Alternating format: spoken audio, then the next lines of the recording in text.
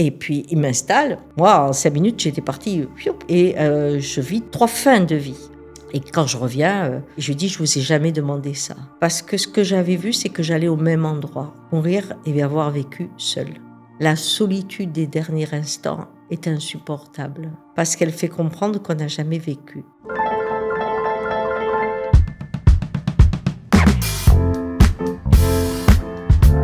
Bonjour et bienvenue dans ce nouvel épisode de Donne-moi tout, le podcast où on pose toutes les questions, même celles qu'on n'ose jamais dire à haute voix. Mon invitée aujourd'hui est une femme fascinante, honnêtement, qui m'intimide un peu, qui a connu plusieurs vies. Avant, elle occupait un poste important dans un univers très sérieux, très rationnel, on pourrait dire, très structuré. Et puis un jour, elle a tout quitté pour suivre un autre chemin, celui de la guérison du corps, du désir et des âmes. Depuis plus de 30 ans, Ghislaine Duboc, ça y est là, tout le monde se dit « mais oui, je vois qui c'est », accompagne des hommes et des femmes à travers leurs larmes, leurs blessures, leurs désirs et leurs joies aussi. Elle est chamane contemporaine et psychosexothérapeute. Sa particularité, c'est de lier deux mondes, la sagesse ancestrale des rituels chamaniques et les outils de la psychologie occidentale. Elle a créé le Cœur du Hérisson. Moi, j'ai envie d'y aller dans le Cœur du Hérisson.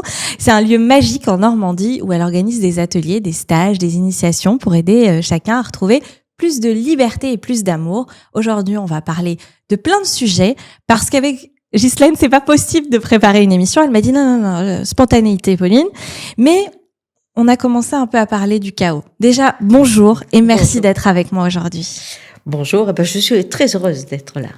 Vraiment, quand on me donne la parole, c'est toujours un cadeau, je trouve, de pouvoir partager. C'est ça la joie, non ? Oui, complètement. Moi, c'est un cadeau pour plusieurs raisons. Je vais commencer par du personnel. Je pense que tout est personnel de toutes les manières. Mais lorsque j'ai perdu mon papa il y a 2 ans, la vie est mal faite et parfois bien faite. Je tombe sur votre compte Instagram et vous parlez du deuil. Et je me dis alléluia. Alléluia. Enfin des mots qui retranscrivent sincèrement ce que je ressens. Donc déjà pour ça, merci. Merci. Quand on parle, quand je parle, je ne sais jamais ce que les gens entendent. Parce que celui qui écoute écrit aussi le discours. Et c'est une joie quand on sent que les mots ont été connectés et ont apporté de la paix, de la joie ou de l'interrogation. Mais en fait que la fusion, la connexion a eu lieu. Et qui est une voix qui dépend ni de moi, ni de celui qui écoute. C'est un peu ça la magie de la rencontre. C'est ça. Et d'ailleurs, c'est là où effectivement vous liez 2 mondes. C'est que vous avez un côté, vous êtes proche de la nature, vous vivez dans la nature, mais à côté de ça, vous êtes quand même très connecté, dans le sens où vous êtes une vraie créatrice de contenu. Mais c'est vrai, vous avez, 350 000 abonnés. C'est beaucoup de gens qui vous suivent et qui vous écoutent. Sur Instagram, ouais. Oui. Mais sur l'ensemble, ça fait plus de 900 000. Je sais. Mais je le sais moi maintenant parce qu'on me l'a dit il y a pas longtemps. Okay. Donc, mais je crois que je suis pas forte pour les comptes parce que le fait de faire une vidéo par jour, sauf par exemple aujourd'hui je l'ai pas faite, j'ai pris la route, mais c'est une méditation par jour. C'est qu'est-ce qui m'a touchée que je partage. Et comme c'est venu avec le Covid, je pensais que ça allait s'arrêter avec le Covid, quand on pourrait ressortir. Mais c'est là où les gens étaient là et je me suis dit pourquoi pas. Mais il faut faire très attention au réseau. Très vite, je commençais à regarder le nombre de personnes qui venaient. Et puis, les vidéos qui marchaient ou qui marchaient pas. Et tout d'un coup, je me suis dit, mais je fais la réponse à des demandes, je suis en train de cibler, je suis en train de créer un objectif, des choses comme ça. Et c'est pas du tout ce que je veux faire. Et ce qui fait que je regarde pas. De temps en temps, je réponds à ceux qui écrivent, mais j'essaie de rester dans qu'est-ce que moi aujourd'hui j'ai envie de partager. Ça plaît, c'est bien. Ça plaît pas, c'est bien aussi. Mais on est vite capté par on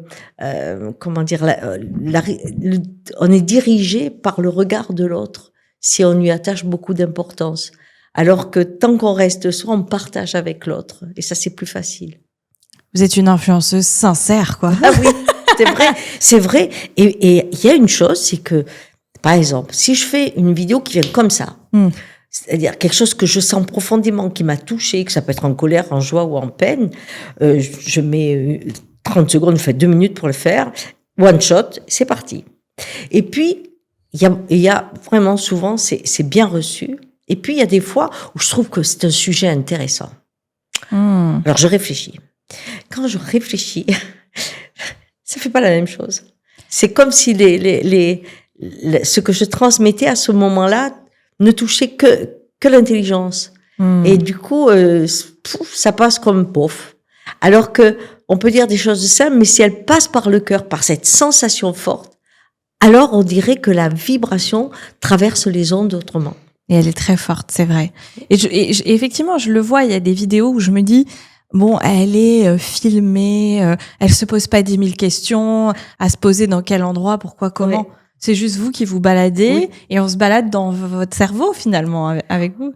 Dans ma sensibilité. Oui, voilà c'est ça. L'émotion que je ressens, ou quand je lis quelque chose, ou une phrase qui va m'étonner, je la partage comme je pourrais le faire quand on a des enfants autour de la table et qu'on dit j'ai vu ça, c'était super.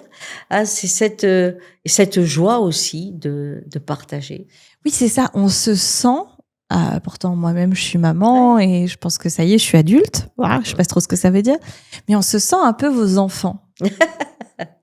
Oui, souvent on me dit grand-mère, c'est-à-dire j'ai 70 ans bientôt, donc là j'ai l'âge aussi de pouvoir être grand-mère. Mais ce regard de grand-mère, en fait, je crois que c'est parce que quand l'essentiel de la vie est passé, il y a un regard qui relativise. Et aujourd'hui, où tout est présenté à l'excès, le ton de la relativité fait le ton du pas qui va doucement. Et donc c'est souvent celui de la grand-mère. C'est beau cette phrase. À chaque fois que je vous ai écouté beaucoup en interview, etc., il y a des phrases, je les note carrément. Mais vous savez ça, qu'on fait ça avec vous? Non. Avec ce que vous dites? Non, j'y pense pas. Non. Je vais revenir un petit peu en arrière parce que j'aime bien pour mes auditeurs qui comprennent d'où viennent les gens, même ceux qui sont très connus comme vous sur les réseaux ou des personnalités que je peux recevoir. Je fais la même chose avec les connus et les pas connus. D'où vous venez? Je trouve que ça explique tout. Vous avez grandi où? En quelques mots, c'était quoi votre boulot? Moi, je suis née en Cévennes, je suis cévenole, à côté d'Alès, donc d'une famille qui avait, je crois, la voix du cœur, dans le sens où le monde invisible était aussi banal que le monde réel. Mon grand-père pouvait aller parler à son père qui était décédé, et il disait juste « je vais parler à papa », c'était bien. Mais de l'autre côté, j'avais une grand-mère aussi qui...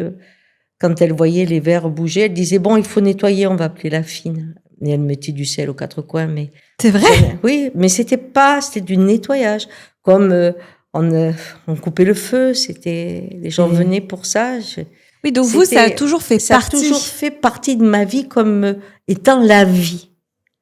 Et là où j'ai compris que ça pouvait être difficilement accepté, dans un monde où on est conditionné à participer à un rêve construit, eh bien, d'avoir la sensibilité du vivant autrement, fait qu'on est considéré comme fou ou anormal. Et donc, quand je suis arrivée en pension à 7 ans, j'ai été la mal-aimée parce que j'avais la spontanéité de la parole qui dit je crois que ton père est malade ou ceci, cela, ça amène des catastrophes. Et donc, j'étais sorcière et mal-aimée. Et vous aviez raison? Quand vous oui, ça vient. C'est pas un cadeau de voir, faut pas croire. Parce que quand on voit, quand on voit. On voit pas simplement pour les étrangers. Je vois mon grand-père, je vois mon père, je vois mon fils quand il meurt. Enfin, je sais que c'est le moment. Enfin, on sait. Donc, voir, donc pour vous, l'accepter. Il n'y a aucun doute sur la vie après la mort. Mais vous êtes morte plein de fois. Pourquoi? Parce que vous avez été un grain de sable dans le ventre de votre mère. D'accord? Alors, qu'est-ce que ça veut dire que vous soyez comme ça? Vous êtes mort à plein. On ne cesse pas de se transformer. Rien ne se perd, tout se transforme. Et après qu'on raconte une histoire de cette transformation, ça c'est différent. Nous, on a besoin d'avoir le contrôle sur le après et le maintenant. On écrit une histoire sur l'histoire dans ce monde-là, puisqu'on protège aujourd'hui nos rêves et pas la nature d'où ils dépendent, hein. Donc, on est des constructeurs de rêves. L'humanité s'est construite sur un rêve et il faut sauver le rêve et pas l'humanité. C'est ça qui est quand même très dur. Mais au niveau de chaque individu, c'est la même chose. Mais en plus, on a construit le après la mort. Avec la même chose, le comptable, les endroits où il faut se purifier, des endroits où on est condamné, des endroits où on monte, ceux qui sont avec qui sont des privilégiés ou pas. Enfin bref, on a créé le même monde avant qu'après. Bon, quand on est dans l'expérience du sensible, on se pose pas toutes ces questions. Parce que là où la conscience s'éveille, les mots souvent disparaissent. C'est l'expérience qui fait que c'est ça. Celui qui parle beaucoup de quelque chose, très souvent, on l'a pas vécu, mais il en parle très très bien. Parce que quand on dit, bah oui, c'est ça, on n'a pas besoin d'en parler. Et c'est un peu ce que j'ai compris avec les années. Mes grands-mères, mon grand-père, parlaient de ce qui leur est arrivé comme quand ils vont jardiner et qu'ils disent « j'ai trouvé ça ». C'était sur le même niveau, sans jugement. Et la religion était aussi présente, bien entendu. Est-ce que vous êtes religieuse? Si on n'étudie pas le grand livre, les grands livres, il y en a plusieurs, mais il y en a un qui est central, c'est la Bible qui fait les trois religions différentes. Mais après, on peut voir l'hindouisme, on peut voir d'autres trucs. Si on ne connaît pas le livre par lequel notre société est construite, on peut pas comprendre ce qui nous fait croire que ça c'est bien et ça c'est mal. Parce que c'est le scénario qui dicte le monde dans lequel on vit. Mais ce scénario, vous y croyez, vous? C'est pas question d'y croire, il existe. Si je dis par exemple quand on dit Dieu a donné son fils unique, hein, un truc comme ça. Si vous écoutez cette phrase, je me souviens, moi j'avais 12 ans, hein, quand je faisais le catéchisme chez les protestants, enfin ça s'appelait pas le catéchisme, on disait les collectes du jeudi, et donc il y avait le passeur d'ombre qui dit ça. Et moi je dis c'est pas possible. Et il me dit pourquoi? Mais je lui dis non, parce que s'il a qu'un fils, je suis quoi moi? Attends, je suis quoi? Il y a qu'un fils, et moi? Non, mais toi, non, vous l'avez écrit, vous l'avez dit. Il a un fils. Et ça, dès qu'on commence à se dire, qu'est-ce que ça entraîne? Quel est l'impact de ça? Ça veut dire tout simplement qu'il y a des élus. Et ceux qui le sont pas. Et on commence à créer la hiérarchie. On va avoir des prophètes qui sont des élus, on va avoir le sang bleu qui est des élus, on va avoir des pharaons qui sont des élus, et puis les autres. Mais juste, avec une phrase, on voit le mécanisme qui fait qu'on adhère à quelque chose qui fait que c'est pas possible. Parce que si on prend Spinoza et qu'on voit son parcours et sa vision du monde, Dieu sait tout ce que je vois. Oui, ça c'est votre vision de Dieu. Donc vous avez une vision beaucoup plus pour vous Dieu c'est l'univers. Dieu c'est dans l'infiniment petit, dans l'infiniment grand. Mais si on veut connaître Dieu, on sait qu'on va bugger. Pourquoi? Tout simplement parce que si je sais, et on le sait aujourd'hui, qu'il y a autant de grains de sable que de systèmes solaires dans l'univers, alors on est qui, nous? On est où, nous? Et vous croyez vraiment que dans cette immensité, il y en a un qui fait le comptable ou qui fait celui qui dit « je donne telle terre et à toi je donne telle terre ». Est-ce que vous pensez à ça? C'est impossible. J'y pense pas souvent et je vais vous dire pourquoi. Je me souviens petite d'aller dans les champs derrière chez mon père, de m'allonger, d'adorer ces moments où on sent l'herbe sous les doigts, etc. Et je suis très sensitive. Et je me rappelle, je regardais le ciel en me disant c'est infini. Et ça me faisait très peur. Oui.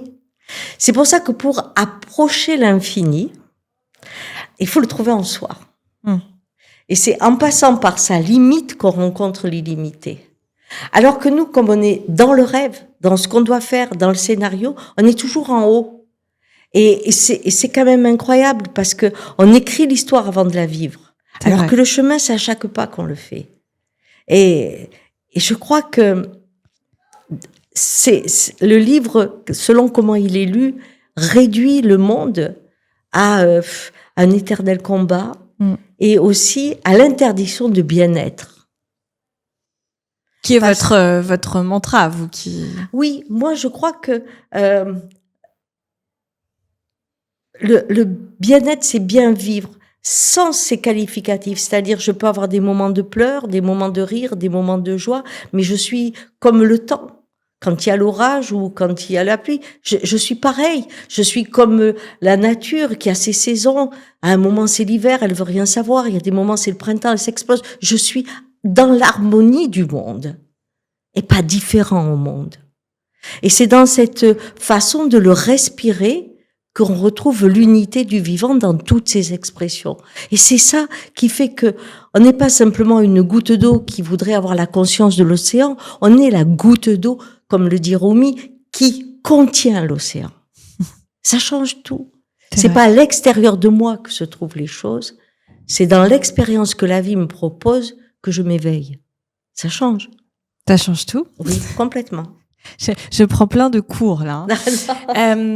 Ghislaine, je reviendrai à vos 7 ans. Vous êtes donc en pension. En pension. Puis vous grandissez. Et quand vous grandissez, est-ce que vous réfrénez un petit peu toute cette sincérité au monde qu'on vous a offerte et toute cette douceur aussi qu'il y avait chez vous? De toute façon... Très vite, j'ai compris que ma marginalité, puisque j'étais une sorcière, donc pas fréquentable, pendant les 10 ans qui vont se passer, mon souci, c'était de trouver la normalité. Donc, qu'est-ce que c'est la normalité à mon époque pour une femme qui commençait dans la libération de la femme? C'était pas rien déjà. Hein. On avait envie, on pouvait porter les premiers pantalons et se faire traiter de ça. Parce qu'on portait les premiers pantalons, on pouvait avoir envie de la pilule, de la contraception, toutes ces choses-là qui étaient interdites. Il faut voir que c'est l'époque où on ose penser la femme libre et libérée, et l'homme sensible aussi libéré de sa carapace. Il n'y a pas que la femme qui a été libérée à ce moment-là. Les chemises à fleurs, c'était impensable pour la génération d'avant. Hein, ça, c'était plus des hommes. Hein, les cheveux longs, n'en parlons pas. Donc, cette époque, quand j'y arrive, ce que je voulais, c'était... être normal, c'est-à-dire me marier, avoir des enfants et être riche. Parce que c'était les 3 choses qui faisaient qu'on disait, là, c'est une personne normale. Et c'est ce que j'ai fait à l'époque. Et la vie m'a appris à être dure et surtout à voir le monde comme un jeu. Vous étiez dur? Oh, moi, j'ai été très, très dure dans les affaires. Ah, quand vous dites dans les affaires, c'était quoi? Parce que j'ai repris, à un moment donné, j'ai repris un groupe immobilier qui était en très grosse difficulté et je l'ai redressé. Mais c'était un groupe important, c'est le 5e groupe immobilier de France. Et pour le redresser, il faut être une femme déjà dans un milieu d'hommes, c'est pas rien. Et puis trouver la force d'imposer sa façon de voir les choses. Et c'est parce que je n'étais pas du sérail que j'étais bonne.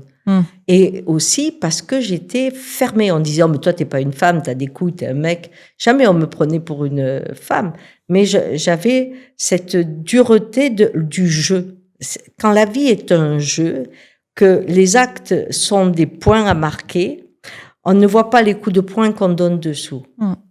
On ne voit pas que... On dit, c'est les affaires, c'est pas personnel. J'adore cette phrase.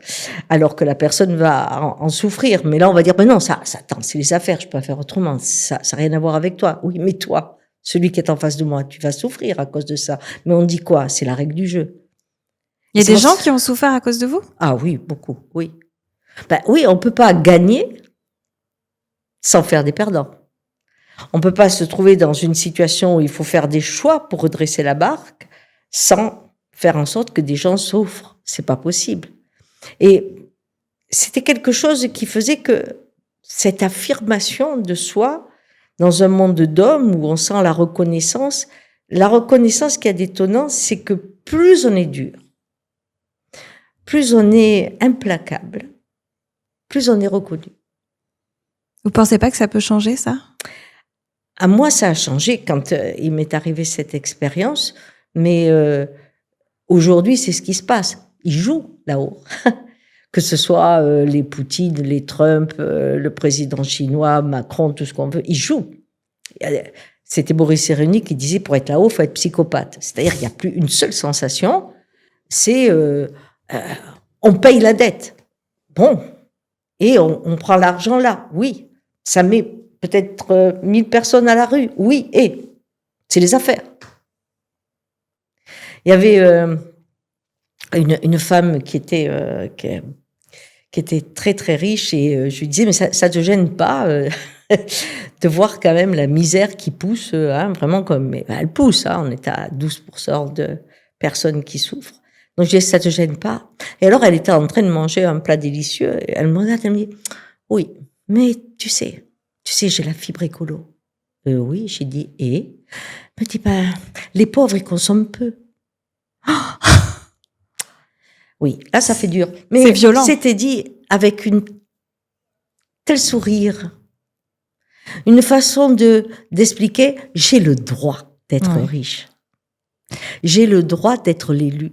J'ai le droit d'avoir ça. Les autres, mais qu'est-ce qu'ils apportent au monde? Cette masse, qu'est-ce qu'elle apporte au monde?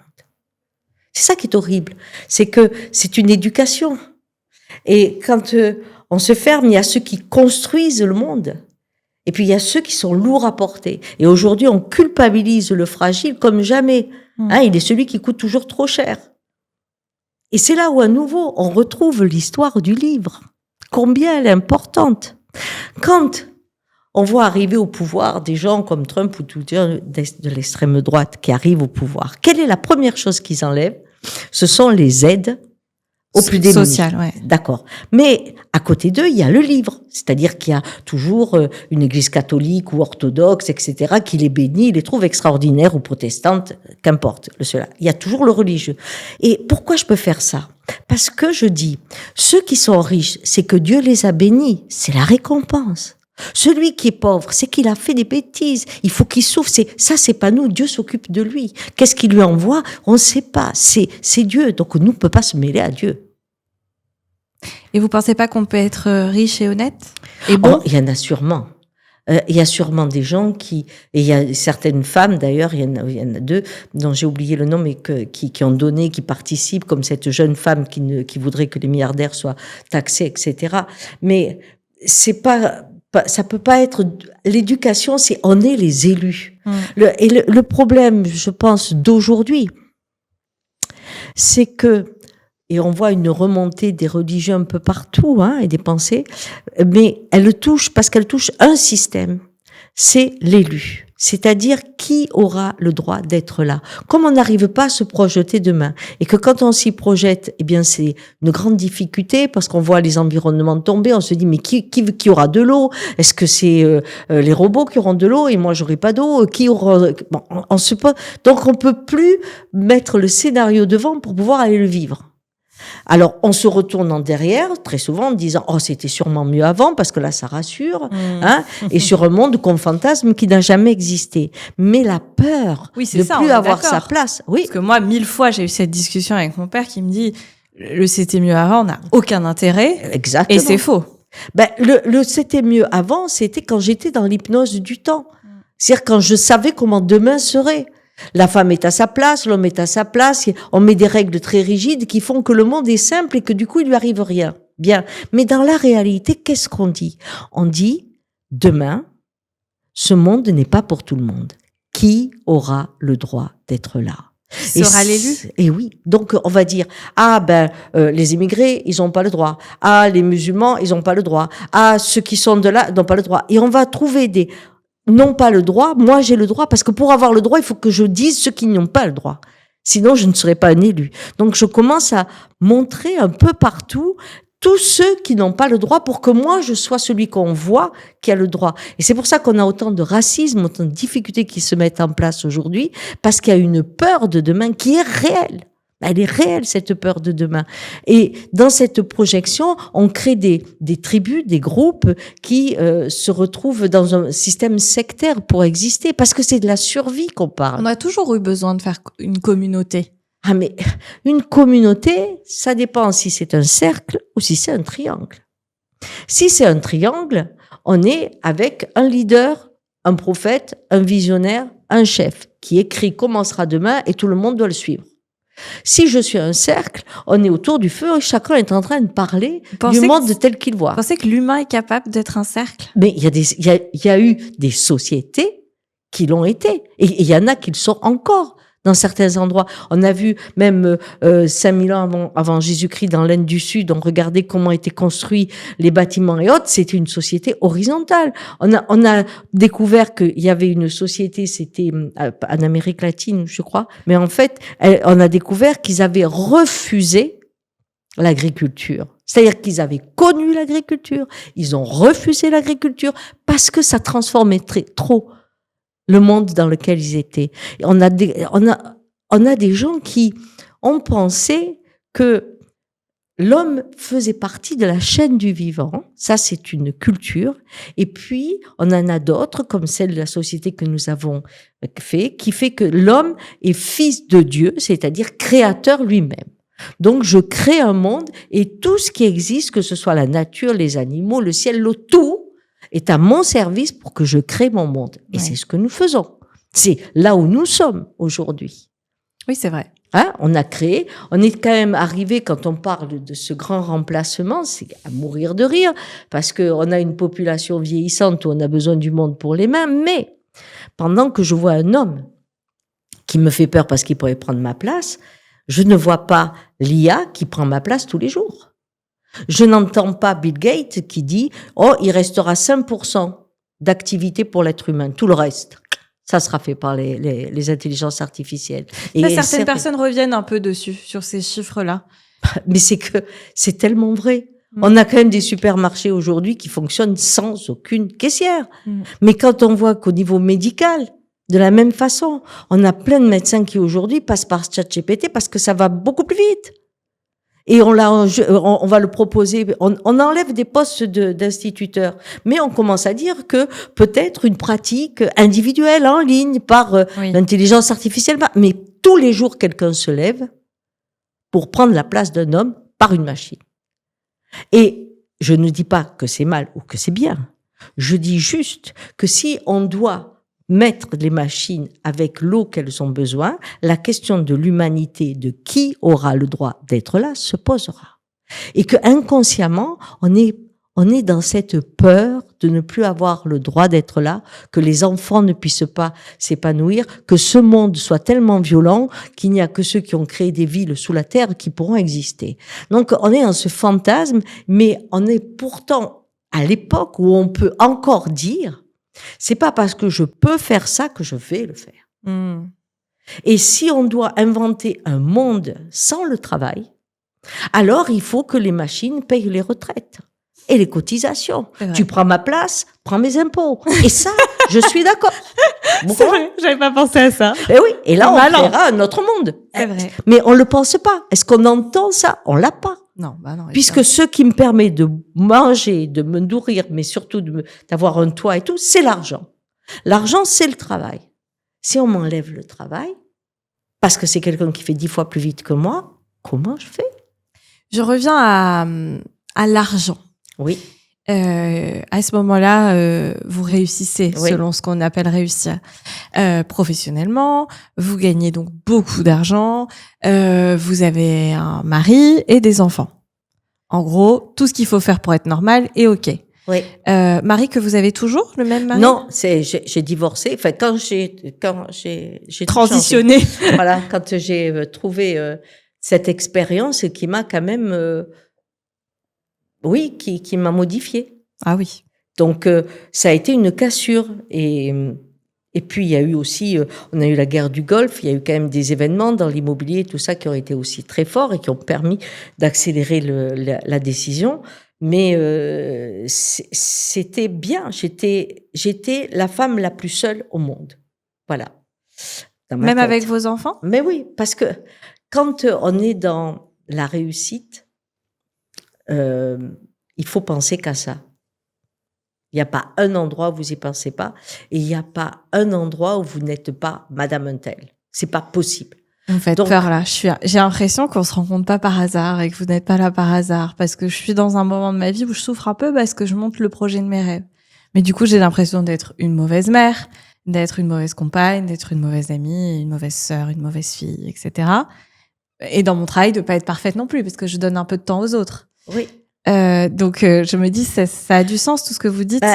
tant qu'on n'est pas fermé, c'est-à-dire quand on n'est pas rentré dans l'expansion du personnage, c'est-à-dire qu'un seul personnage qui fait que le reste disparaît. La mère n'a plus le temps, la copine n'a plus le temps, l'amante n'a pas de temps. Et on voit bien d'ailleurs dans le niveau politique, etc., plus il ferme, plus c'est compliqué, même sexuellement, parce qu'il y a une fermeture qui fait qu'il faut toujours être, on va dire, énergétiquement en érection. Ah, vous débordez jamais. Bien. Donc, à partir de là, cette façon isole et c'est comme si un robot avait pris la place. Un peu. Voilà. Vous faites que ça, vous pensez que de ça. Mais on est obligé pour réussir quelque chose. Oui, on est obligé parce que nous rentrons systématiquement dans l'expansion du personnage. Si je dis j'ai plusieurs facettes dans ma vie, on dit tout, on peut pas te faire confiance. Avec un tel, t'es comme ça, avec un autre, t'es comme ça. Ben oui, je suis un être humain normal. Mais moi, je dois être un robot, c'est-à-dire tu es comme ça. Un chirurgien qui a l'habitude de faire des opérations extrêmement difficiles, il est obligé de penser que son geste est juste et qu'il est très fort et qu'il est puissant, presque un dieu. Mais si quand il parle à son fils, il pense pareil, quand il parle à sa femme, il pense pareil, ça va être un peu compliqué. Et ça peut arriver. Ça arrive. Parce qu'il y a d'ailleurs un syndrome qui s'appelle le syndrome Dieu chez les chirurgiens. Oui. J'ai reçu un chirurgien, il m'a dit justement que il était sorti de ce syndrome-là et c'était très dur d'en sortir. Ah ben c'est très très dur parce que les autres c'est vraiment c'est comme si on développait qu'une jambe et que tout le reste était sans nourriture. Bon, on pourrait pas marcher. On aurait l'impression qu'on est très fort avec cette jambe, mais à part ça, on n'est pas complet. Et puis, il y a aussi la pauvreté de la relation. Parce que, en fait, le personnage rencontre les personnages qui vont avec le scénario. Donc, c'est toujours les mêmes vibrations, pratiquement. Ah. Alors que... Vous, c'est ce qui vous arrivait à ce moment-là? Ah oui, c'était vraiment, comment dire, je n'étais plus la personne, j'étais le groupe. Ah, c'est comme quand il y en a qui disent « je suis la France » ou « je suis l'Amérique ». Ils sont plus un. Et c'est là où il n'y a pas de limite et où il n'y a pas une conscience du danger. Parce que je peux avoir un avion rien que pour moi parce que je suis le groupe. Je peux avoir ça parce que je suis le groupe. Quand je vais dans un restaurant, je suis le groupe. Soit disparaît peu à peu. Et c'est ça ce personnage prend toute la place. Et du coup, la sensibilité, le droit à l'erreur, la modestie, par exemple, l'humilité, les choses comme ça, tout ça, c'est interdit. La maladie est interdite, la faiblesse est interdite. Mais par contre, d'autres choses sont permises parce que c'est le groupe. Comme Napoléon ou Staline, quand il tue, je sais plus, 1500 soldats pour faire croire que c'est l'Allemagne. Pour lui, il a juste placé un pion. Et aujourd'hui, c'est ce qu'on voit.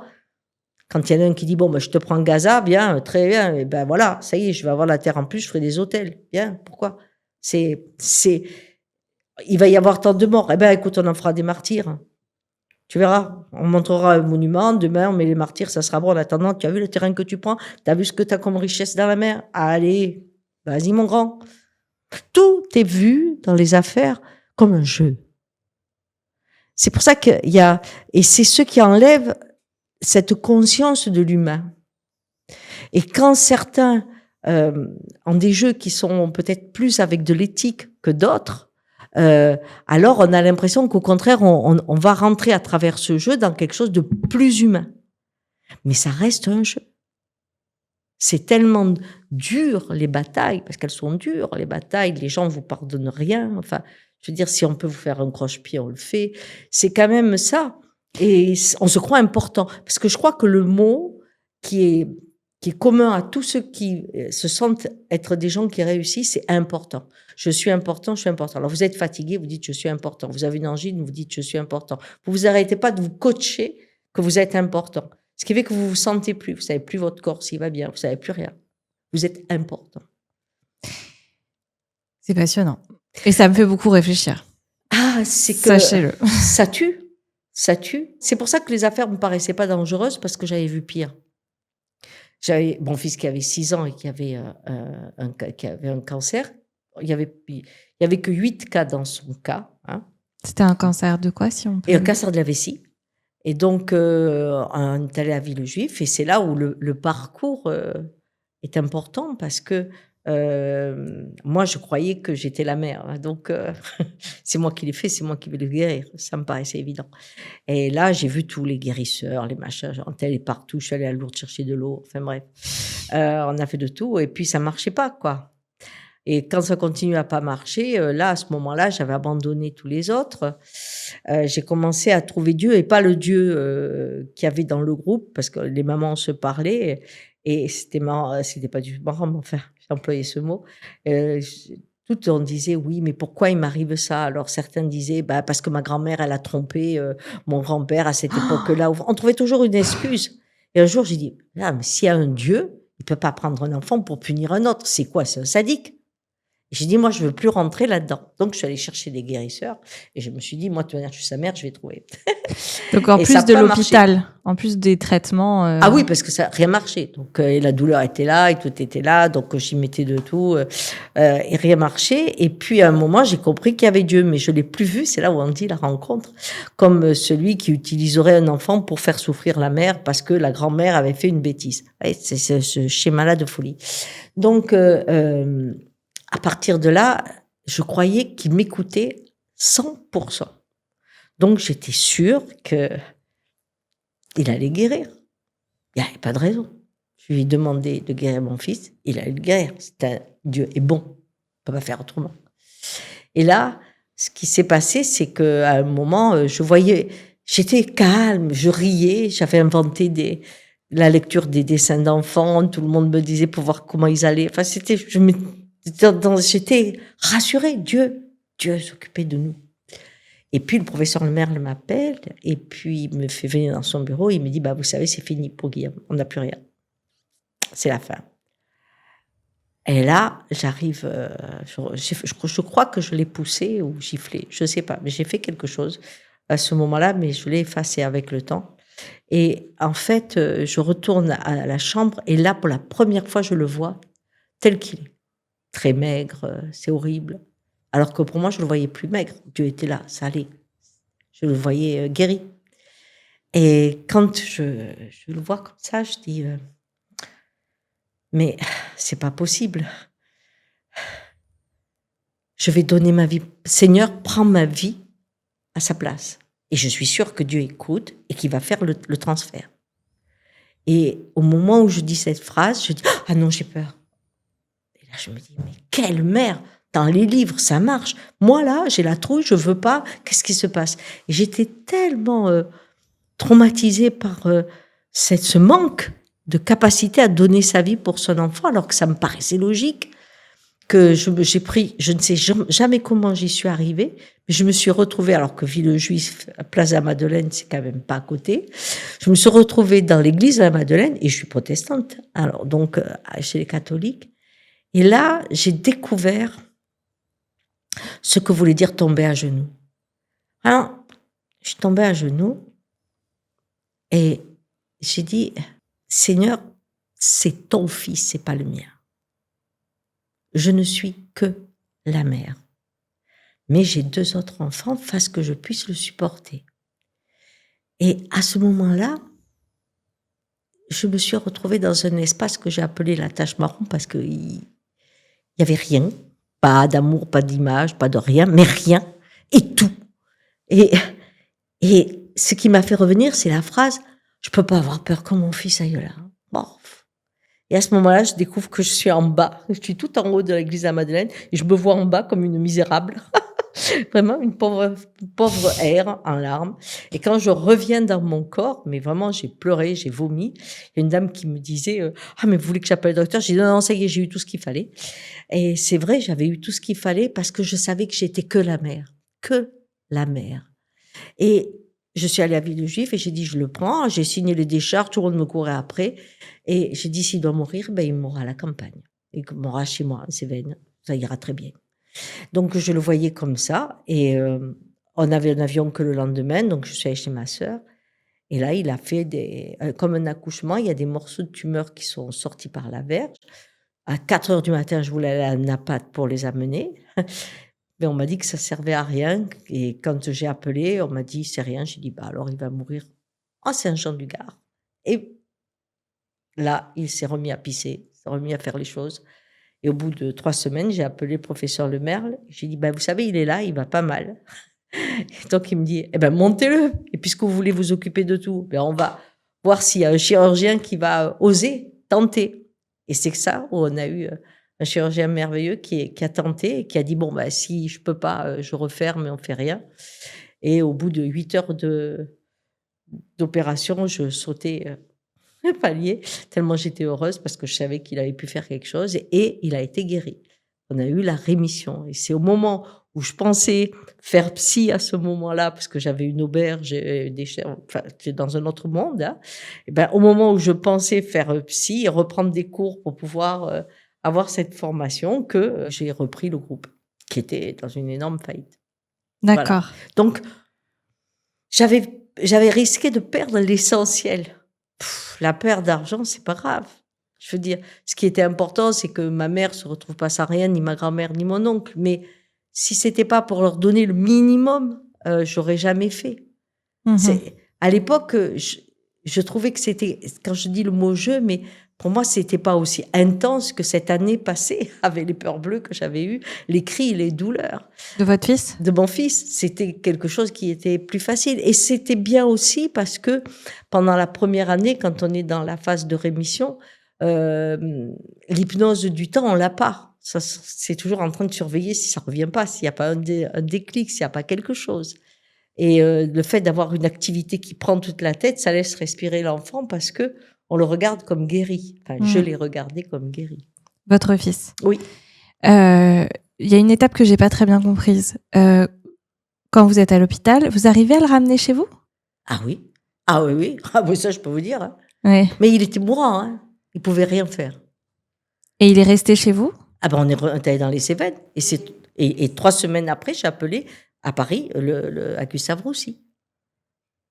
Et il est parti chez vous?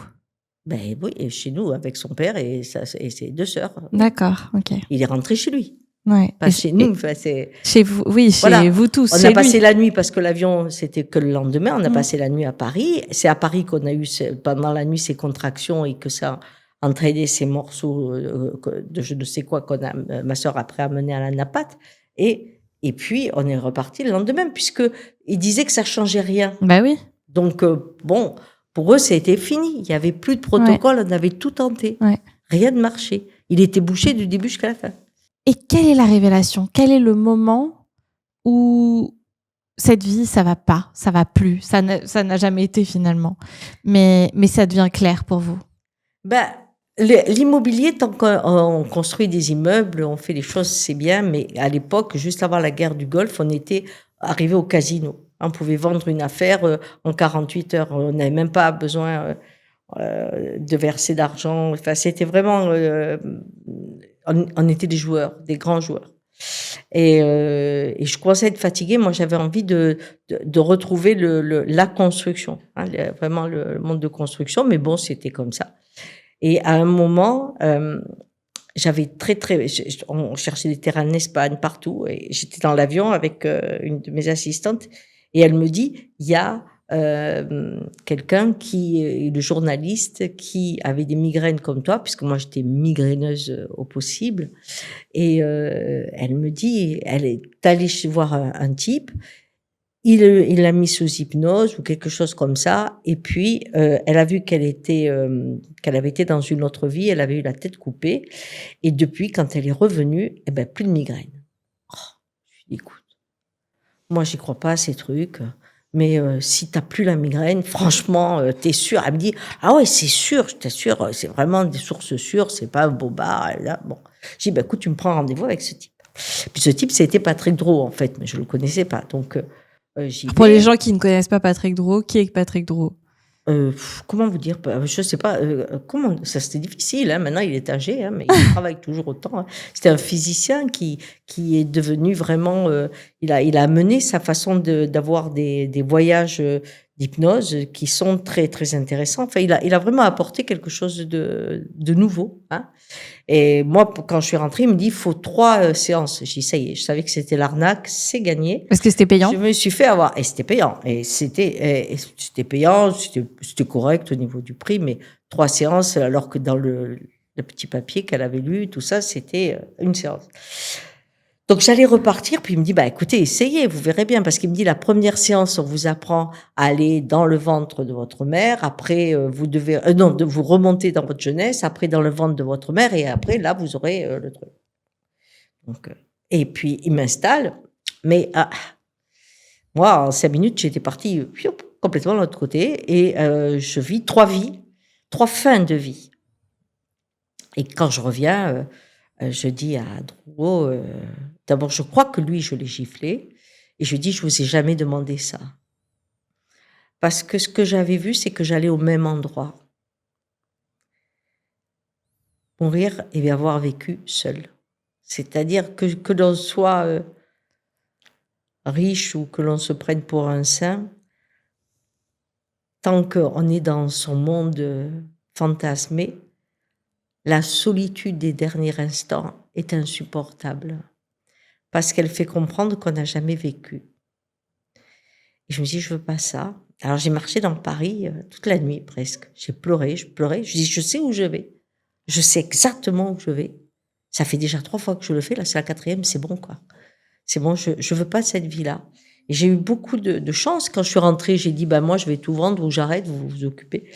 Et tout le monde rigolait. Il me disait, t'as pas 20 heures de boulot, t'es morte, tu sais pas faire autrement, tu es obligée de te battre, t'adores ça. Mais non. Et quelques mois après, 1 an après, il y a eu la guerre du Golfe, tout ça, ça a été quand même compliqué. Et j'ai pu remettre l'affaire nickel. Et j'ai fait une dépression flamboyante, qui a été ma porte de sortie. Peut-être aussi parce que vous n'aviez pas pris le temps de vous poser pendant la maladie de Guillaume. Oui, tout est allé très vite. Mais non, je pense que c'est pas... Au contraire, la maladie m'avait ouverte. Ok. Alors que les affaires m'ont fermée. Mais ce sont des affaires de combat. Hein. Je parle pas...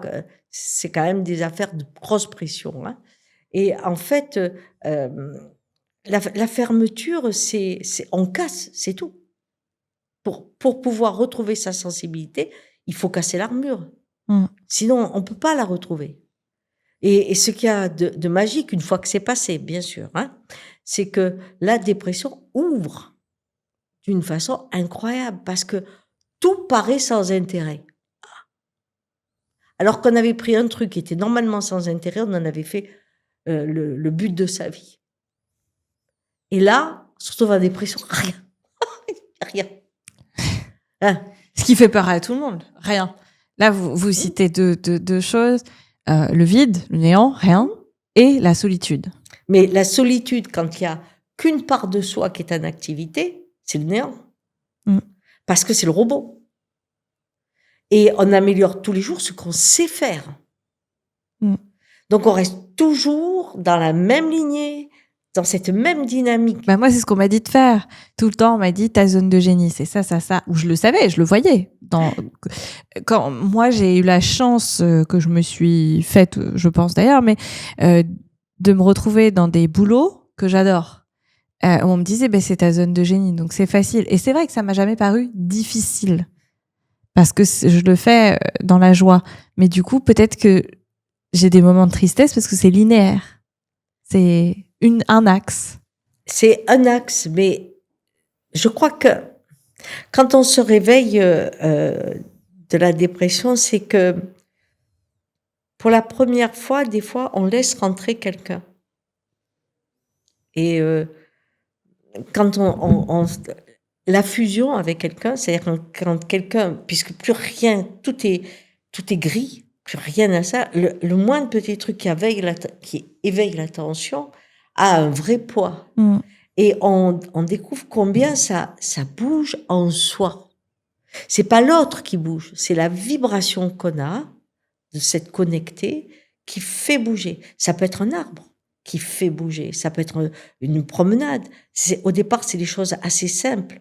Et petit à petit, c'est cette rencontre à mesure que je crée ce que on appelle nous la fusion, c'est-à-dire que je crée la connexion, une part de moi s'éveille. C'est-à-dire que quand on est dans la dépression, une part de moi se réveille. Mais après, c'est s'éveille. Et aujourd'hui encore, chaque fois que je suis avec quelqu'un, je sais qu'une part de moi s'éveille, différente. Et c'est là où ça devient, comment dire, on devient, enfin, moi je suis plutôt devenue quelqu'un qui a la curiosité insatiable Hmm. et, et qui a le goût de l'éphémère. Ah oui? Ah ben oui, parce que dès qu'on sait que la vie est mouvement, il est éphémère. Alors que quand on s'imagine en haut, en moins une montagne, quelque chose de bien solide, on serait en haut de la piste. Mais quand on sait qu'on n'est que la vie, ça fait rigoler. Oui. Et ça fait rire de voir cette illusion d'être important alors qu'on est tellement bien quand on n'est que ça. Parce que quand on n'a plus le besoin d'être important, c'est la vie qui est importante, c'est le monde qui est important et on en fait partie. Donc, c'est tellement plus facile. C'est notre obligation de rester dans le personnage fait qu'on le développe avec le temps et il isole de tous les possibles. Et on ne va pas dans ce qui nous fait mal. On n'a pas besoin d'aller chercher quelque chose qui nous fait mal pour grandir. Commençons toujours par ce qui fait du bien. Parce que tôt ou tard, ça fera mal aussi. Mais c'est la vie qui sculpte. Je peux pas trouver un endroit où j'aurai jamais mal. Ça n'existe pas. Au bout de la nuit, il y a le jour. Et au bout d'un bon moment, il y a la tristesse de la fin. C'est la vie. Mais si je laisse la vie me porter, je peux pas dire j'ai échoué là ou tiens, j'ai eu ça. Bon, c'est la vie.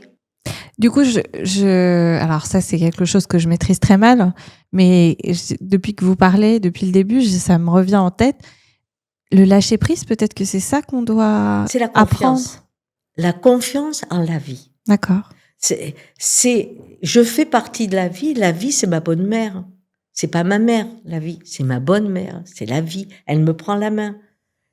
Combien de fois je crois que je suis sur les rails et puis tout d'un coup, tout explose. Hein? Et alors, on dit, qu'est-ce que j'ai fait? Rien. Il y a ça à vivre. Quand il y a un hiver terrible pour certains oiseaux, c'est terrible. Qu'est-ce qu'ils ont fait? Rien. Il y a l'hiver. Oui, donc vous croyez pas au karma Je crois qu'il n'y a pas de fin, mais on a la sagesse en nous des millions d'années, des milliards d'années, du début. Et le monde n'a ni commencé ni fini. Donc, nous, on a créé le temps. Et on voit bien, quand on parle de nos émotions, il y a des fois, on revient au passé comme s'il était là et ça nous bouleverse autant. Donc, la physique quantique, on la vit tous les jours, on pourrait presque dire. Mais on a créé une ligne droite. J'ai le début, j'ai la fin. Alors qu'on est comme ça. Est-ce que dans un cercle, il y a un début, il y a une fin? Est-ce qu'il y a un savoir ou pas de savoir? Qu'est-ce que ça m'apporte? Des fois, on me dit, oui, j'ai dû être ceci, cela. Très bien, je lui dis, ok, si tu le ressens comme ça, c'est parfait. Mais qu'est-ce que tu en fais? Si je commence à avoir, comme on le fait maintenant, le karma, par exemple, à nouveau, on va se retrouver avec dans une vie, tu as été pêcheur, aujourd'hui, tu payes. Dans une vie, tu t'en es bien débrouillé, aujourd'hui, tu as le droit d'être milliardaire. À nouveau, on refige le temps avec le monde comptable, cause, effet. Alors que quand on est dans le vivant, on est le fruit d'une saison. L'arbre, il y a des saisons, quand il fait beau, on dit « Oh, il est magnifique ». Puis il y a eu des saisons, le même arbre, on va dire « Oh là, il va pas bien, je crois que… » Bon, c'est le même arbre. Ça pourrait se transposer sur le physique aussi. Comment on se voit, comment on est vu par l'autre, comment on change, comment on évolue. Et comment on se voit? C'est ça qui est très difficile, c'est qu'on se voit pas. La vision de soi… d'abord, les yeux ne voient rien, puisque c'est le cerveau qui voit. Hein, on n'a pas des fenêtres avec un extérieur et un intérieur. C'est le cerveau qui le projette. Eh bien, combien de fois j'ai vu des femmes superbes et des hommes magnifiques qui se plaignaient d'être laids. Et ils mentaient pas. Ils se voyaient laids. Bien sûr. Quand ils rentraient, moi, je disais, waouh, c'est beau. Ben, qu'est-ce qui fait que je me vois laid? Qu'est-ce qui fait qu'un visage ingrat, quand la personne est amoureuse, on dit « Ah ben t'as vu, elle doit être amoureuse, t'as vu comment elle a changé ?» C'est la vibration qui donne le physique. Et au moment où je regarde quelqu'un, eh bien, la connexion va me faire toucher ma beauté. Et donc, je vais le trouver beau. C'est vrai. Mais c'est parce que je touche ma beauté. C'est vrai que j'ai un ex, je m'étais pas rendu compte. En fait, il me plaît pas du tout. Quand j'ai découvert que quand je l'aimais plus, j'ai découvert vraiment pourquoi mes copines ne me comprenaient pas. Ouais. Pour en revenir à vous, votre histoire personnelle, comment est-ce qu'à un moment donné, après toutes ces étapes d'une vie déjà extrêmement riche, de plein d'épreuves et de joies et de drames et de rapports humains, vous arrivez au chamanisme et je rajouterais à ça la sexo-psychothérapie. Ah, la sexo, ça a été dès le début, ça. J'ai fait la PNL. On avait la création de la PNL, hein, donc on était avec tous les fondateurs, c'était top. Ça, faut expliquer aux gens qui connaissent pas. La programmation neurolinguistique. Donc quand j'étais encore en dépression, je commence à faire ça. Il y avait Evelyne Faure qui avait enfin, ça vous dira rien, mais l'espace bleu à Paris, qui ont commencé déjà à être dans un système un peu différent. Et puis, on me dit, écoute, il y a un truc qui marche, c'est la PNL. Vraiment, on va voir ce que c'est. Donc, il y avait Gilles, les fondateurs, hein, qui étaient là. Elle n'existait pas comme aujourd'hui en académie. Et puis, j'ai rencontré ça. Il y avait Erickson qui faisait l'hypnose d'Erickson. Donc, j'ai rencontré Carole Erickson. J'ai fait la formation avec elle. J'ai fait maître praticien en PNL. Tout m'intéressait parce que je découvrais un truc illimité. Le cerveau. Je me disais, c'est incroyable. C'est incroyable. Tu touches là, t'as ça, tu touches ça. Ça fait un peu comme l'informatique. C'était ça, incroyable. Et donc, ça me passionnait parce que l'espèce humaine et l'homme étaient illimités dans la recherche. Mais chaque fois, ça me transformait. Et il y avait la biodanse aussi. Alors, donc là, je suis rentrée en thérapie. Ça, c'était magnifique. La quoi? La biodance. Je ne connais pas la biodanse. Ça, c'est super. C'est vraiment, et puis c'est celui qui l'a amené, c'était un nom en haut, Orlando, un nom comme ça, qui normalement s'occupait des enfants qui étaient en difficulté. Et il avait trouvé ce moyen pour pouvoir faire exprimer les relations, la sensation, les mots. Enfin, c'était magnifique. Très bonne chose. Et puis, on faisait la thérapie, que ce soit Jung, ça dépendait des sensibilités qu'on avait. Donc, moi, j'ai fait ma propre thérapie. Et à l'époque, quand on le sentait, on disait, je suis thérapeute. Vous pensez pas que c'est dangereux, ça? Ah non, ça, je trouve ça merveilleux. Ok. Oui, parce que je vais vous dire un truc. Un thérapeute, il enseigne à la personne de se faire confiance. Ok. Bien. Après, quand vous allez en thérapie, le patient qui arrive, la première chose, c'est qu'il veut surtout pas qu'on l'aide, alors qu'il demande qu'on l'aide. Et on ne sait pas ce qu'on dit, on ne sait pas ce qu'il reçoit. Donc, il y a, la vibration dans laquelle on est amène aussi beaucoup de gens qui sont semblables. On voit bien que les clientèles de certaines ne sont pas les mêmes que d'autres. Oui. Donc, non, mais par la dangerosité, je vous dis, certains thérapeutes qui n'ont aucune formation, qui n'y connaissent rien dans le sujet qu'ils défendent ou pour lequel ils reçoivent.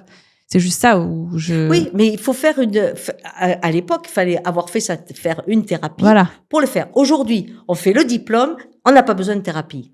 Alors, je trouve ça quand même énorme. Parce que si on n'a pas travaillé chez soi, le seul qui est en danger, c'est le thérapeute. Il va exploser. Alors que nous, on disait, si tu as fait une thérapie au moment où tu te sens prêt à transmettre, c'est-à-dire à danser avec l'autre, d'aller sur des chemins que tu as travaillés, parce que c'est ce que la vie va t'amener, eh bien, tu mets ta pancarte. Je peux dire qu'on la mettait pas facilement. Justement, la sexothérapie, elle a du sens avec votre histoire, vous? Sexologue, c'est que je trouvais que le sexe, c'était un espace super. Hein. Vraiment, je trouve que et ce qui et quand même, c'est arrivé nous à l'époque quand il y a Histoire d'eau qui est sorti, c'était le film X par excellence, énorme que Giscard avait autorisé à mettre. Donc on allait voir ça comme si nos yeux étaient enfin capables de vivre une transgression, quelque chose qui normalement n'était fait que pour les riches, qui avaient des possibilités de faire des folies, des folies avec du théâtre et tout le reste. Donc on visait ça. Et c'était aussi cette libération de la femme qui pouvait exprimer son désir. Ce qui fait que c'était très compliqué parce que ça n'a toujours pas marché. Hein. On a une femme sur deux qui reste dans le mode de il faut qu'elle voie le désir de l'autre pour avoir son propre désir. Ouais. Donc, on était dans cette évolution et moi, je me rendais compte que on avait perverti le système de la relation sexuelle, puisque pendant des années, voire des centaines d'années en tout cas, il était dit que la femme ne devait pas avoir de plaisir ni jouir. L'homme se tapait un cadavre. Il faut quand même voir que les mecs, on comprend pourquoi ils avaient du pouvoir, et on disait les filles de joie, c'est-à-dire qu'elles avaient le droit de faire « Ah ah, ça me plaît ». Et là, le jouet, la comédie. Mais sinon, au sein, le devoir familial, c'était avant tout un viol légal. C'était un viol légal. Et on pouvait dire « Madame, la nature réclame ses droits ». Et si jamais elle y prenait plaisir, ah, c'était une salope. Elle faisait plus un enfant, donc on arrivait de là. Donc, comment, avec 68, 70, les filles de 75, c'est-à-dire mon époque, nous, alors, on voulait tout l'inverse, hein. On voulait pouvoir faire l'amour bien. Et ce que je trouvais d'intéressant, c'était que on disait qu'on était libre et personne ne l'était. C'est-à-dire que quand on discutait vraiment, il y avait que des clichés. Et à mesure que les films se présentaient, waouh, je me suis dit, c'est fou. Et puis, quand j'ai commencé à travailler et faire des choses à ma façon, j'ai beaucoup étudié la transe, puisque moi, je pars en transe spontanée assez facilement. Et je me suis dit, mais en fait, si les religions ont codifié la sexualité, c'est parce que la transe leur fait peur. Parce que effectivement, dès qu'on prend le rapport sexuel comme une transe, c'est-à-dire que on se connecte vibratoirement, mais on met pas de scénario. C'est-à-dire que chacun a ses scénarios. Et comme dans une danse, hein, on s'accorde sans que l'autre sache ce qui se passe. À ce moment-là, l'orgasme qui vient, c'est un orgasme qui dit oui à tout. C'est oui et non, mais à tout. C'est-à-dire, je dis oui à l'univers, peut rentrer ce qu'il veut, je m'en fous. Et encore une fois, on y revient, ce serait cette chose-là dont vous parlez, oui. Cette transe sexuelle entre deux personnes. J'ai l'impression que c'est quelque chose qui arrive souvent au début et qui se perd. Oui. Est-ce que ça n'a pas un rapport avec l'extrême spontanéité du début ? Ben non, parce qu'au début, c'est une connexion logiquement de peau à peau. Sauf qu'aujourd'hui, c'est fini. Parce que là, on est en train de parler de mon époque, mais si on parle de celle-là, ça se termine. Hein. Ça se termine, cette histoire. Mais la vibration du corps nous fait rencontrer quelqu'un que des fois, on dit, mais attends, c'est pas mon style. Je sais pas pourquoi j'ai envie de ça, mais c'est pas vrai, quoi. Ça correspond à rien, quoi. Et pourtant, dès qu'il met la main comme ça, ou qu'elle met la main, ça fait un peu bizarre, n'est-ce pas? Bon, alors, quand on est dans cet état-là, on va de corps à corps. Il n'y a pas d'histoire. D'accord? Mais après, on écrit une histoire. Et quand on écrit une histoire, on met des mots, on met des sensibilités et deux personnages qui se rencontrent. Et à ce moment-là, il y a un rapport de pouvoir et une idée du couple qui se fait. Et dans la danse du corps, eh bien, on fait plaisir, ou on donne, ou on répare, ou on fait. Vous voyez? Oui. C'est complètement différent parce que on a mis un langage entre la spontanéité de la rencontre et ça. Mais des fois, la spontanéité de la rencontre, elle peut être aussi qu'avec la tête. Si ça correspond exactement à l'homme ou à la femme que je cherchais. Là, je suis dans mon film, donc je suis avec quelqu'un qui est un objet pour moi, parce que il parle comme je voudrais, il se tient comme je voudrais. Super, quoi. Donc là, j'ai l'excitation d'avoir rencontré mon rêve. Et là, on va pas dans une transe pareille. C'est une transe qui passe par la tête. Ouais, mais ça peut être génial aussi. C'est autre chose. Et c'est là aussi, on peut dire, est-ce que c'est mauvais pas? Non, oui. C'est autre chose. De la même façon, si on regarde les rapports sexuels et qu'on oublie que la sexualité, enfin, un être humain, c'est pas forcément une identification de vagin ou de pénis, qu'on peut être un être humain qui est à la fois féminin et masculin, on se rend compte que sexuellement, si je suis très, si je suis masculin, j'ai besoin, quand je rencontre une femme qui est féminine, enfin, je sais pas si c'est difficile pour moi parce que je suis dyslexique. Alors donc, masculin et féminine, celle qui est féminine rencontre le masculin en lui, en bas, à elle. Et celui qui est masculin rencontre son féminin. C'est-à-dire, c'est comme si on avait une croix. Croix, oui. D'accord? Donc, dans ces cas-là, si l'homme a l'habitude d'aller directement dans ce qu'il sent, et après il pense, et la femme, elle pense et après elle sent, supposons que ce soit ce cadre-là, d'accord? Oui. C'est deux façons de voir le monde. Bien sûr. Hein? Eh bien, à partir de là, on va avoir la femme qui est ravie, l'homme qui est ravi de parler, parce que c'est son masculin qui se développe, et la femme qui a envie de, ou l'inverse, Dans notre culture, c'est l'inverse. Donc, l'homme, à ce moment-là, qui parle, touche son féminin et il a envie d'y sauter dessus. Et la femme, il faut qu'on lui parle pendant 2 heures avant qu'elle écarte les jambes. Parce que c'est passé par l'autre système. Ouais. On a tous un masculin, un féminin. Et aujourd'hui, quand on parle d'homosexualité, c'est quand on est tous les deux, soit tous les deux dans le masculin, soit tous les deux dans le féminin. Dans le commencement. C'est-à-dire, si on est deux dans le masculin quotidien, quand on se rencontre, on va explorer, puisque c'est les mêmes, du masculin. Donc, on a besoin de théâtre, de costumes, d'objets, enfin bref, de trucs différents. Si on est deux dans le féminin, on se saute dessus, cabine téléphonique, bon, il y en a plus, mais enfin n'importe où, là où ça vient, quoi. C'est une autre façon. Ouais. Mais c'est que des expressions vibratoires de la rencontre qui permet la transe. Mm-hmm. Et cette transe, elle soigne. Le sexe soigne? C'est un soin, le sexe. Et la masturbation est le plus beau soin que l'on puisse avoir. Et que l'on soit en couple ou seul, c'est-à-dire que là aussi, la masturbation, on l'a interdite. Mm. Et parce que, à nouveau, c'est une façon de réparer les vibrations de la journée. Si j'ai été humiliée dans la journée au travail, qu'est-ce qui se passe au travail quand on a quelqu'un qui a le pouvoir, qui nous humilie devant tout le monde? On retrouve généralement un état régressif.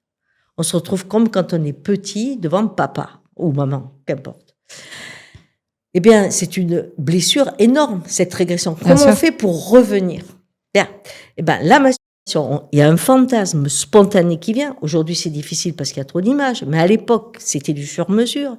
Il y avait un fantasme qui venait et qui permettait de créer une scénette où une jeune part de soi allait être dominée par une plus vieille. Et c'est dans le fantasme, tous les personnages, c'est moi, même la table de nuit. Donc, c'est la part forte que je me reprends, qui va redominer. Et comme il y aura l'orgasme à ce moment-là, les deux font comme quand je vous disais, le vide attire le plein. Ouais. C'est-à-dire que de la petite attire le grand et ils deviennent qu'un. Et ça répare. Parce que le lendemain, une fois que ça m'a apaisé et j'ai pu remonter, je ne suis plus en régression. Et le lendemain, je peux reprendre ma place devant celui qui m'a humiliée. J'ai reçu dernièrement un sexologue qui s'appelle Gilbert Boujaoudé. Je sais pas si vous le connaissez, il est super. Et il est thérapeute de couple et tout ça. Et quand j'ai annoncé qu'il venait, j'ai beaucoup de questions sur mes réseaux sociaux. Et il y en avait une qui revenait, c'était « Je suis toujours amoureuse ou amoureux de mon mari, de ma femme, ou pas mariée d'ailleurs, hein, mais ça fait tant d'années qu'on est ensemble. » Et j'ai plus trop envie, ou je dois me motiver. Donc je doute aussi de mon amour, parce que voilà. Est-ce que le sexe dans le temps, c'est possible? Du sexe bien, quoi. Le sexe dans le temps évolue. Ouais. Hein. Il n'a pas la même chanson, de toute façon. Mais quand la perte de désir est là, c'est un clignotant. Hein. C'est-à-dire que la relation est en train de passer à autre chose. Le sexe est une danse où la vibration de la journée s'exprime. Si je suis, supposons, dans un couple où la femme est timide, a pas confiance à elle, et l'homme, au contraire, est très puissant et a confiance à elle. Quand ils se rencontrent, la vibration fait toucher la puissance à cette femme qui ne savait pas qu'elle l'avait, et lui peut aller dans sa douceur ou dans sa fragilité. D'accord? Ils sont ensemble, c'est parfait. Lui, il la protège, il trouve sa douceur à côté, il lui dit que c'est elle, mais du coup, il s'autorise à avoir sa douceur, et elle, tout d'un coup, elle peut être un peu plus forte.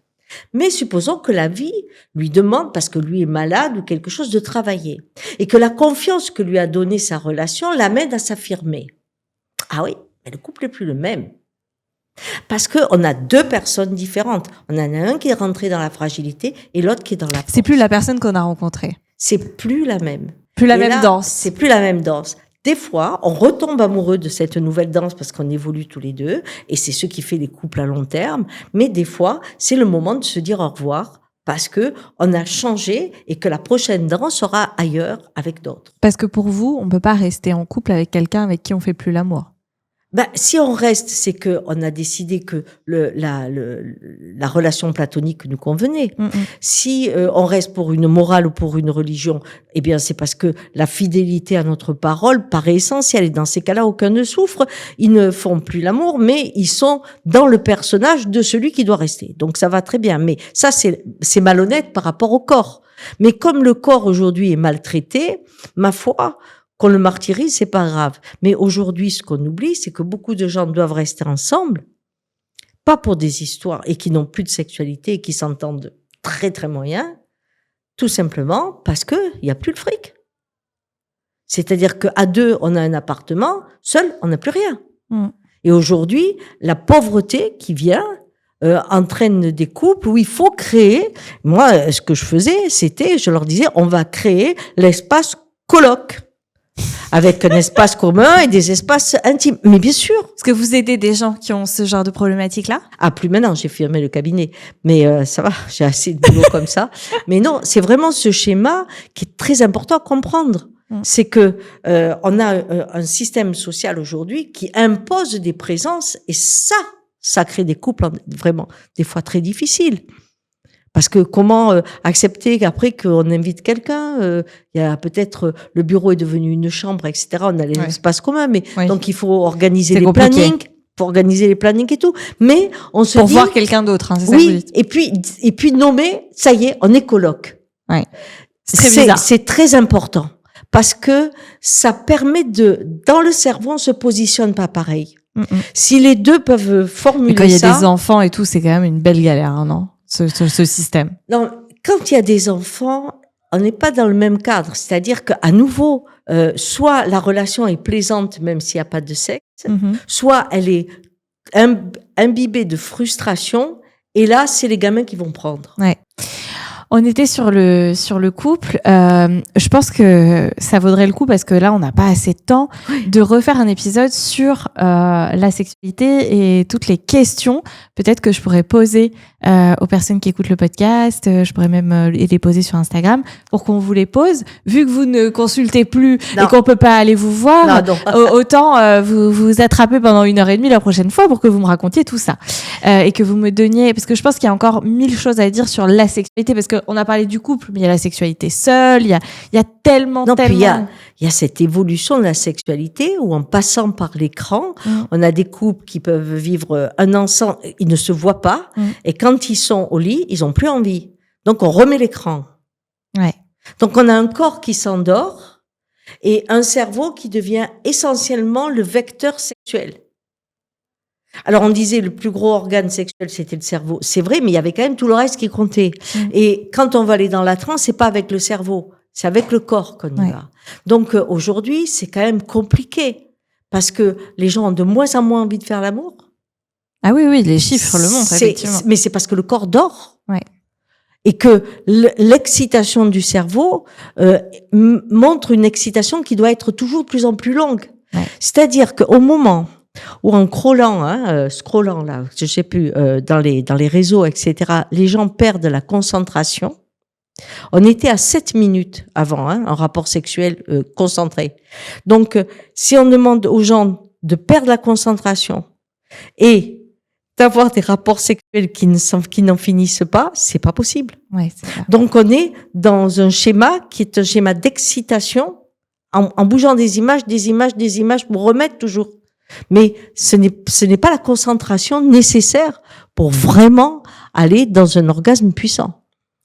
Et il nous en faut. Ça rend tellement heureux. Ça soigne. On n'a pas parlé du chamanisme, mais ça vaudrait pareil, je pense, beaucoup de temps. C'est là où le chaman dit qu'est-ce qui fait mal et qu'est-ce qui fait du bien. Si je veux savoir si ce que j'ai fait à l'autre fait mal, je regarde la souffrance. Mais si on me dit c'est mal par rapport à l'éthique, je te pose juste une question. Oui. Il y a eu une époque où les femmes étaient des femmes médecines. Et il n'y avait pas de médecin. La médecine appartenait aux femmes. Et donc, on allait se faire soigner, elles accouchaient, elles avaient des trucs des plantes, etc. Et à un moment, on ne sait pas comment c'est arrivé, il y a eu l'idée que ces femmes qui avaient un pouvoir de soin étaient des sorcières. D'accord. Vous. Et voilà, moi. Et qu'il fallait brûler. Donc, qu'est-ce qui se passe dans la tête de quelqu'un? Parce que cet exemple, il touche chacun de nous. Qu'est-ce qui se passe pour que celle qui m'a soignée, qui m'a fait du bien, en qui j'avais confiance, je puisse aller la voir brûler sur la place et de trouver que c'est juste? Comment je fais ça? C'est tout le problème aujourd'hui. C'est-à-dire, c'est la tête qui à un moment définit ce qui est bien et mal. Ce que j'ai vécu avec elle ne compte pas. On a dit qu'elle était envahie par le diable, donc je la regarde, elle pleure, elle crie, j'ai connu ses mains qui m'ont soignée, mais non, c'est le diable, il se cache derrière elle. C'est la même chose quand on pratique la thérapie. Si on y va avec des cours, on oublie que la vie a des multiples facettes et que là où on croit qu'il y a le mal, des fois il y a le bien. Là où on croit qu'il y a le bien, des fois il y a le mal. Alors, soyons simples, ça fait mal ou ça fait du bien? Qu'est-ce qui s'est réellement passé? Pas de jugement. Le jugement enferme et tue. La compréhension. Et quand on a eu un viol ou une agression, quand on a été incesté, trouver la richesse que cela a amené. Pas garder la blessure ouverte, dire tu as vécu ça, tu es vivant, tu as été un guerrier, tu as trouvé le... C'est quoi que tu as trouvé? Qu'est-ce que tu as trouvé qui fait que tu es vivant aujourd'hui? Et à ce moment-là, dans l'ombre que tu as vécue, prends la lumière qu'on t'a donnée. Et c'est ça qui est important. Moi, je veux rien rajouter. Je veux rien rajouter à ça, c'est très très beau. Il n'empêche que ça aurait pas dû arriver. On est d'accord? Ah oui. C'est les drames, on dit ça aurait pas dû arriver parce qu'on a l'idée gentille d'une vie. Mais je suis un peu comme ça, moi. Oui, mais la vie est faite de blessures et de parures et d'ouvertures. Si je reste fixée sur mes croix, j'apprendrai jamais à m'envoler. Et nous, on a tendance à vouloir avoir du mal, du bien et une croix. Ah. On va essayer de se sortir de tout ça, alors. Oui. Ah ben là, avec ces livres, ça peut rater. Hein. Alors, Ghislaine Duboc, bon, il y a plusieurs livres, mais là, aujourd'hui, on va parler de la prophétie de l'espoir, une formidable vision chamanique de notre monde en transition. Je vous invite à l'acheter, à le lire. Moi, de toute façon, je suis une convaincue, donc je vais pas aider les gens à se faire un avis, mais pourquoi il est important de le lire? Important, ou du moins pourquoi c'est cool de l'acheter? C'est un livre qui s'est écrit au fur et à mesure et je me suis rendu compte que c'était une initiation. Oui, il a pris du temps, ce livre, hein? Il est venu, hein, les trans sont venus et après la suite aussi. Il a pris du temps, il a pris son rythme et surtout, je savais pas où j'allais, hein. Il est allé là où il voulait, hein. C'était assez étonnant. Mais pourtant, il est très construit, c'est ça qui est paradoxal. Il est construit dans la façon de recevoir les choses. Et je crois que j'ai travaillé sur la culpabilité, justement sur les empreintes, quand on parle de l'au-delà, quand on parle de sexualité, etc. C'est-à-dire tous les grands moments d'une vie. Et aujourd'hui, par rapport au chaos dans lequel on est, comment arriver à marcher en paix? C'est-à-dire, je sais qu'on va vers une mutation. Qu'est-ce qui fait que je peux trouver en moi la souplesse de m'adapter à ce qui vient?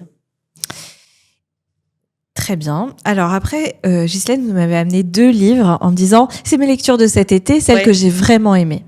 Alors, on a un livre de Pierre Gilbert sur les voies nouvelles du géomimétisme. Oui. Alors, ça paraît compliqué comme ça et finalement, c'est assez simple. Hein. Oui. Et c'est vraiment quelqu'un qui, pour résumer, ce qui résume bien son livre, le géomimétisme, c'est-à-dire que la nature qui a 4 millions d'années et qui a survécu à des extinctions bien avant nous, eh bien, a su trouver les moyens de survivre. Et dans la façon que cette chaîne du vivant existe, il y a des connaissances pour s'adapter et évoluer qui sont extraordinaires. Et donc, il dit aujourd'hui, on a un choix.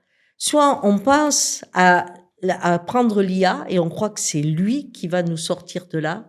Et pourtant, il est limité parce que c'est un copiste, hein, puisque tout ce qu'on a créé, on l'a copié sur la nature, on n'a rien inventé d'autre.